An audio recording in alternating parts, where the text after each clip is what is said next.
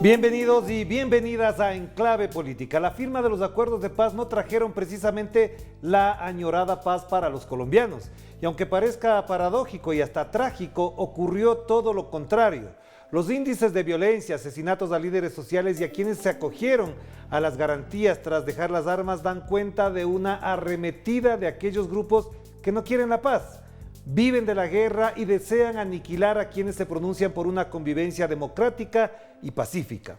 La firma de los acuerdos ocurrió el 26 de septiembre del año 2016 y el balance todavía deja una posibilidad: que las élites políticas y económicas asuman la paz como un desafío nacional. De esto queremos conversar con el senador Carlos Lozada, a quien le damos la más cordial bienvenida. Qué gusto tenerlo por acá, Carlos. De entrada, la primera pregunta es: ¿cómo se evalúan estos 5 años? ¿Hasta dónde efectivamente ese espíritu todavía prevalece en Colombia? Bueno, un saludo, Orlando, agradecerle mucho la invitación para estar en tu programa. Sí, efectivamente, en este momento en el país, aquí en Colombia, estamos discutiendo alrededor de qué se ha avanzado y qué falta todavía de la implementación del acuerdo. Nosotros, al hacer nuestro propio balance del Partido Comunes, partido surgido del acuerdo de paz, siempre hemos dicho que estábamos convencidos que la firma del acuerdo no iba a terminar de un plumazo y como por arte de magia un conflicto social y armado que se prolongó por más de medio siglo. Lo que consideramos nosotros es que la firma del acuerdo de alguna manera abrió una puerta por donde va a correr una serie de conflictos y contradicciones que de alguna manera la existencia del conflicto armado tenía allí represadas, y que eso va a desatar un potencial transformador en la sociedad colombiana, y eso implica necesariamente una confrontación no solamente desde el punto de vista político, sino también ideológico y en el escenario de la disputa de la verdad. Y allí estamos, digamos, como en ese proceso de transición. Hay un factor decisivo y determinante al momento de hacer este balance, y es que desafortunadamente, por la coyuntura que se generó alrededor del plebiscito, terminó llegando un gobierno enemigo de ese acuerdo, y hemos tenido que lidiar durante 3 años, que durante estos 3 años el gobierno nacional no se ha ahorrado esfuerzos para desvertebrar, romperle la columna vertebral al proceso, y sin embargo tenemos que decir que a pesar que desde el gobierno se ha hecho esfuerzo, el acuerdo cada vez va logrando mayor respaldo, mayor apoyo. Hay una encuesta reciente que así nos lo confirma, de manera que somos optimistas de que finalmente, agotado estos 4 años del actual gobierno, seguramente el próximo gobierno no va a poder esquivar esa responsabilidad histórica de implementar integralmente el acuerdo, y no dudamos tampoco que la implementación integral del acuerdo va a desatar ese potencial transformador, porque si uno analiza el texto del documento que firmamos con el Estado colombiano, vemos que allí hay por lo menos 5 claves muy importantes para desatar esa dinámica transformadora, y estoy hablando de la reforma rural integral, la reforma política, por supuesto que la modificación de la doctrina de seguridad del Estado, que sea reemplazada por una doctrina de seguridad que dé plenas garantías no solamente para los reincorporados, para la oposición, sino también para los liderazgos sociales, agregándole a esto una nueva política de drogas que nos saque, digamos, de esa mal llamada guerra contra las drogas, que ha sido más un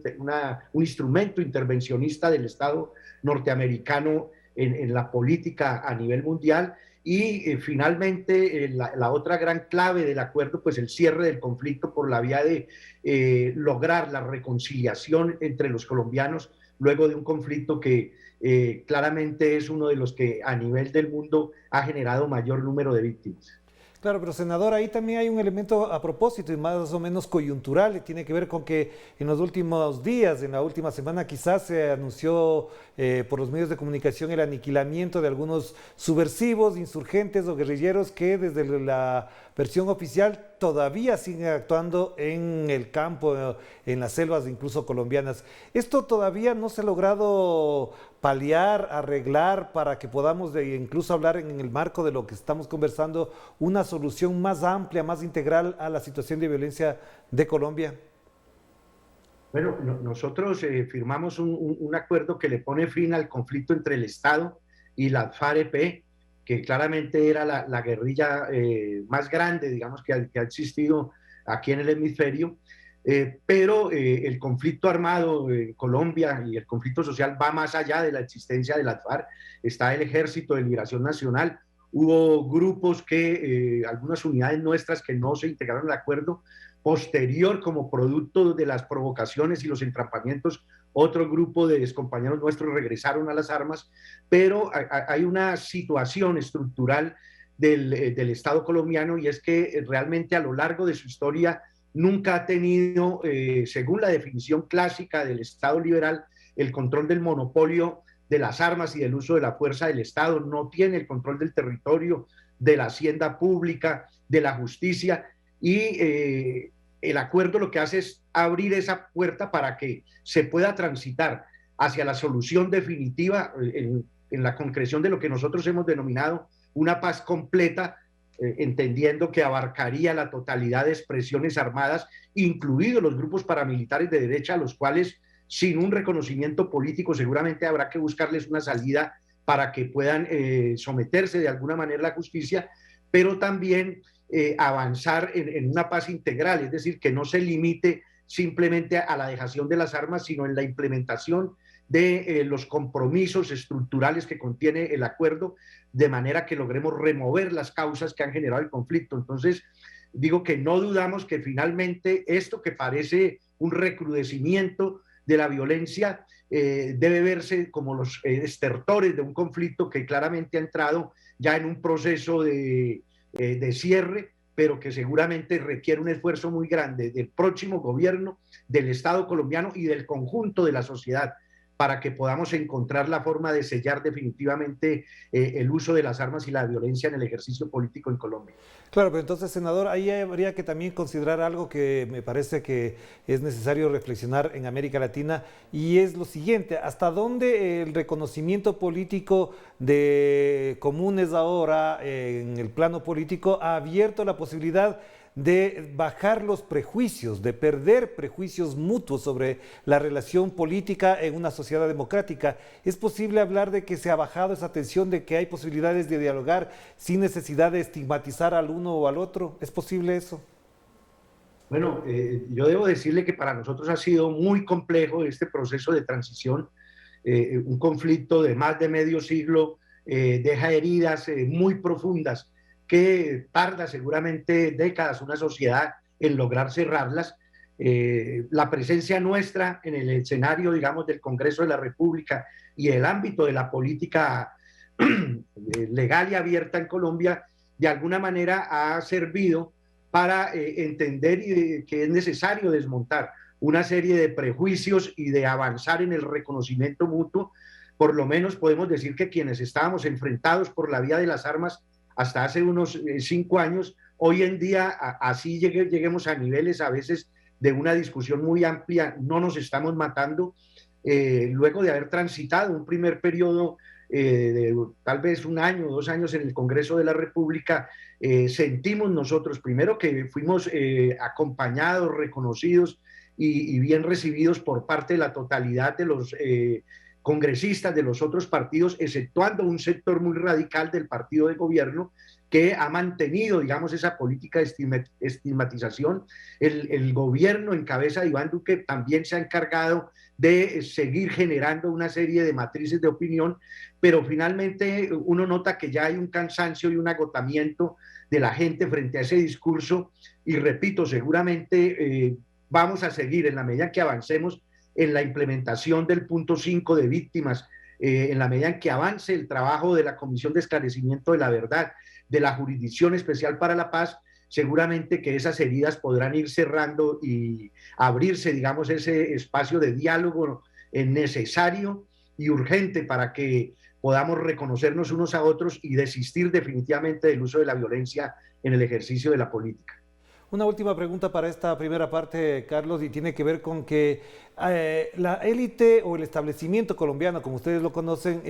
ha abierto posibilidades de entender mejor al otro, es decir, a un adversario político y militar en su momento. ¿Es posible entender que desde la élite y el establecimiento colombiano se incluyan incluso espacios para el diálogo, o es que precisamente ellos mantienen esa política discrecional, discriminatoria, excluyente, que estigmatiza sobre todo a quienes lucharon por décadas por la democracia de Colombia?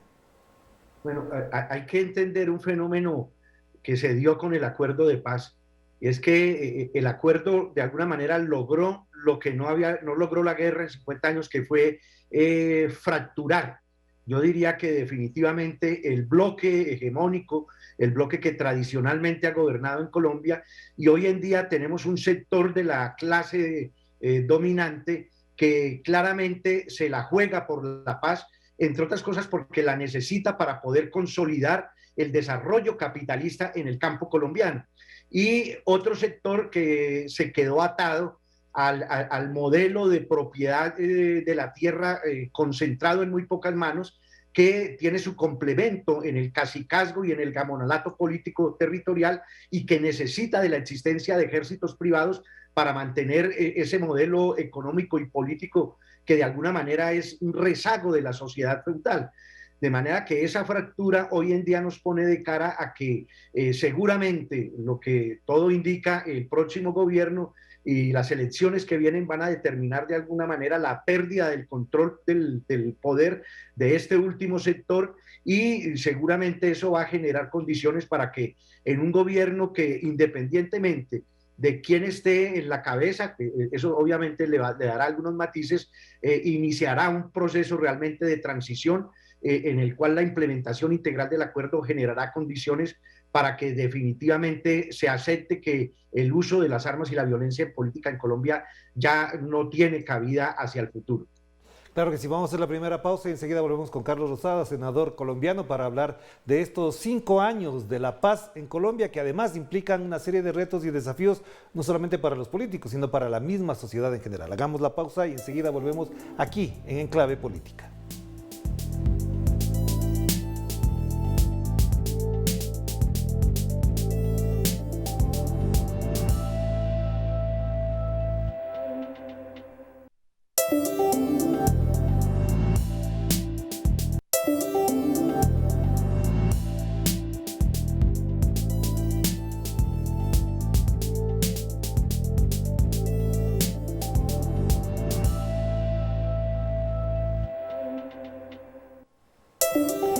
Estamos de vuelta aquí en Enclave Política a través de Telesur, la señal informativa de América Latina y del Caribe. Nos conectamos de nuevo con Colombia. Ya se encuentra el senador Carlos Lozada, a quien le consultamos a propósito de esto. Efectivamente, el tema de la paz pasa por un elemento sustancial y estructural de las disputas políticas, de las disputas económicas de Colombia, que tiene que ver con la tierra. Esto fue un elemento muy importante en la discusión de los acuerdos que se dieron en La Habana. ¿Hasta dónde en este campo particularmente hay avances? ¿Hasta dónde esto podrá todavía tener un largo desarrollo en el tiempo, pero también al mismo tiempo unas enormes disputas? ¿Es posible avanzar más rápido en este terreno? Bueno, eso va a estar en dependencia de quién, qué propuesta llegue a asumir el poder a partir del próximo año, porque teniendo en cuenta que el actual gobierno representa los intereses de ese sector oligárquico latifundista, pues claramente no iban a implementar ese punto de la reforma rural integral. El acuerdo contempla la formalización de la propiedad de la tierra de 7 millones de hectáreas y la titulación de 3 millones de hectáreas adicionales para un total de 10 millones. Eso es realmente una pequeña reforma rural integral. En ese punto no se ha avanzado absolutamente en nada. No ha sido posible que se le dé despegue al punto del acuerdo que habla de resolver un tema que es el registro de las tierras que existen en Colombia y en manos de quién están. Me estoy refiriendo al catastro rural. Ese catastro rural multipropósito lo que busca es precisamente determinar el alto grado de concentración de la propiedad de la tierra y el mal uso que se le viene dando, y por eso seguramente será otro gobierno que no esté en manos de este sector de la oligarquía latifundista la que pueda avanzar en ese propósito, desatando la posibilidad además de resolver otro conflicto que subyace en esa realidad de la concentración de la propiedad de la tierra, y es la existencia de cultivos de uso ilícito como una consecuencia ante la realidad de que el campesino expulsado hacia las profundidades de las selvas colombianas para poder sobrevivir, dada la alta concentración de la propiedad, pueda encontrar posibilidades de llevar al mercado productos lícitos, arrancando de esa manera miles, centenares de miles de familias que hoy en día se ven obligadas a tener que recurrir a ese tipo de cultivos, con las consecuencias sociales, económicas y de seguridad que genera ese tema del narcotráfico. De manera que esa es una tarea pendiente a desarrollar seguramente por el próximo gobierno, lo cual va a implicar también obviamente un nivel muy alto de organización y de movilización de los campesinos colombianos, porque así no estén en el gobierno, este sector seguramente va a acudir a todo su poder económico y de chantaje y de presión para impedir que avance esa reforma rural integral. Senador, hay una pregunta que siempre nace alrededor de este tema y en lo particular, en lo personal, siempre me queda latente, es ¿cuál es el mayor aprendizaje político para comunes, para los excombatientes de las FARC de este proceso de 5 años? En ese aprendizaje, ¿qué es lo que más valoran con respecto a la experiencia adquirida durante décadas de una organización instalada, digamos, en otro ámbito, en otro terreno de disputa? Y si ese aprendizaje evidentemente también podría pensarse en una lógica electoral para el próximo año. Bueno, para nosotros ha sido realmente muy difícil, muy complejo todo este proceso de transición. Primero porque fuimos objeto, digamos, de una serie de provocaciones y de montajes para tratar de fracturar la unidad del partido frente al acuerdo. Luego de eso, pues la estigmatización que aquí en Colombia existe una frase que dice: los discursos estigmatizantes y acalorados en el Congreso de la República terminan en muertos en las regiones. Nosotros ya sumamos 291 exguerrilleros y exguerrilleras asesinados a lo largo de estos 5 años luego de la firma del acuerdo, pero además está pues todo lo que ha significado para nosotros esta lucha por la implementación integral del acuerdo con un gobierno claramente enemigo de ese acuerdo, pero además también toda la situación interna. Nosotros, al llegar al escenario de la política abierta y comenzar a hacer esa transición entre un partido político, luego de haber sido una organización político-militar por más de medio siglo, pues también tenemos que modificar una serie de aspectos de manejo, digamos, interno de las contradicciones que son normales en la existencia de cualquier partido, y no ha sido fácil para nosotros encarar esa discusión interna porque no siempre encontramos, digamos, la forma, a pesar de lo que está establecido en los estatutos, de dirimir esas contradicciones. Adicionalmente está también el rechazo que hemos recibido de los aliados que uno pudiera decir naturales, y me estoy refiriendo a los partidos de izquierda y a los sectores democráticos que apoyan la paz, pero que en una posición muy inconsecuente no se han negado a abrirnos espacios de participación en los procesos de coalición, de convergencia. Es decir, no ha sido fácil.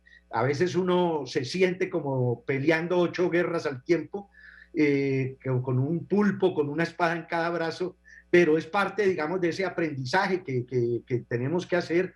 Nosotros consideramos que en medio de esas dificultades hemos ido avanzando, sobre todo porque esa primera parte también significó que los más de 13.000 hombres y mujeres que firmamos el acuerdo y que estábamos dedicados enteramente al oficio de las armas desde una organización revolucionaria, tenemos que hacer también nuestra reincorporación socioeconómica, y eso implica necesariamente que como no todos van a tener responsabilidades dentro del partido o dentro de las instancias del acuerdo, pues, y con el incumplimiento del Estado, pues muchos de estos hombres y mujeres tienen que dispersarse de alguna manera, tener que rebuscarse la vida, y eso debilita también la propuesta política. Le agregaría la dificultad de que quedaron focos, digamos, de conflicto armado en las regiones que nosotros históricamente ocupábamos, y que esa situación se ha ido deteriorando y ha generado una imposibilidad para nosotros de el estar y hacer presencia en esos territorios. Sin embargo, con todo eso consideramos que hoy en día somos un partido que tiene ya una estructuración importante. El último balance que hicimos, hay partido común estructurado en sus direcciones en 27 de 32 departamentos que tiene Colombia. Hemos logrado comenzar a llegar a otros sectores que anteriormente no nos escuchaban porque el ruido de las armas de alguna manera impedía que nuestra propuesta se conociera, y aspiramos a que en las elecciones del próximo año, primero en las de Congreso y luego en las presidenciales, nuestro partido pueda jugar un papel que seguramente no será ya algo muy sustancioso desde el punto de vista numérico, pero sin dudas hoy en día Comunes ya es una realidad política, y estamos pues también aprendiendo a movernos nosotros. No ha sido fácil, puesto que fuimos formados, digamos, durante muchos años en el ámbito de la política, pero desde las armas. Ahora se trata de salir a convencer a la gente, de pelear la votación en medio de todo ese ambiente tan complejo, pero como siempre nosotros somos optimistas de que finalmente nos vamos a abrir ese espacio y vamos a lograr sortear y a movernos en medio de tantas dificultades y contradicciones. Y para cerrar entonces una última pregunta, Carlos, a propósito de este panorama electoral, ¿cómo se plantea? Y digamos, no solamente por Comunes, sino en general la izquierda, el progresismo colombiano, ¿cómo se está planteando? ¿En perspectiva y en clave de unidad? ¿En perspectiva electoralista únicamente? ¿O al contrario de lo que algunos quisieran que ocurriera, a partir de una propuesta programática que no solamente sume, sino que multiplique la posibilidad de arrebatar el poder, digamos, a la élite tradicional que ha gobernado las últimas décadas en Colombia? Bueno, el resultado electoral de 2018 dejó ver que claramente la firma del acuerdo